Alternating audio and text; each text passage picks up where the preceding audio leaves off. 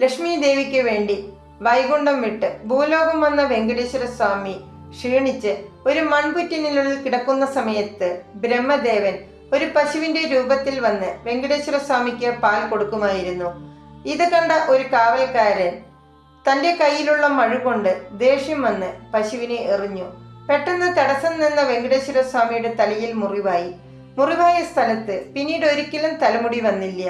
ഒരു ദിവസം വെങ്കടേശ്വര സ്വാമി താഴെ കിടക്കുന്ന സമയത്ത് ആകാശമാർഗത്തിലൂടെ നീലാദേവി എന്ന ഗാന്ധർവകന്യ പോകുന്നുണ്ടായിരുന്നു. താഴെ വെങ്കടേശ്വര സ്വാമിയെ കണ്ട് നീലാദേവി താഴെ ഇറങ്ങി വന്നു. വെങ്കടേശ്വര സ്വാമിയുടെ തലയിലെ മുറിവ് കണ്ട് വളരെയധികം വിഷമിച്ച് തന്റെ തലയിൽ നിന്ന് തലമുടിയെടുത്ത് വെങ്കടേശ്വര സ്വാമിക്ക് കൊടുത്തു. ഇത് കണ്ട വെങ്കടേശ്വര സ്വാമി വളരെയധികം വിഷമിച്ച് എന്റെ സൗന്ദര്യം നിലനിർത്തുവാൻ വേണ്ടി നിന്റെ സൗന്ദര്യം കളഞ്ഞു എന്നും പറഞ്ഞ് വളരെയധികം വിഷമിച്ച് കലിയുഗത്തിൽ തിരുമലയിൽ തലമുടി കൊടുക്കുന്ന ആചാരം വരുമെന്നും അന്ന് അതിന്റെ ശക്തി മുഴുവൻ നിനക്ക് കിട്ടട്ടെ എന്നും പറഞ്ഞ് നീലാദേവിയെ അനുഗ്രഹിച്ചു.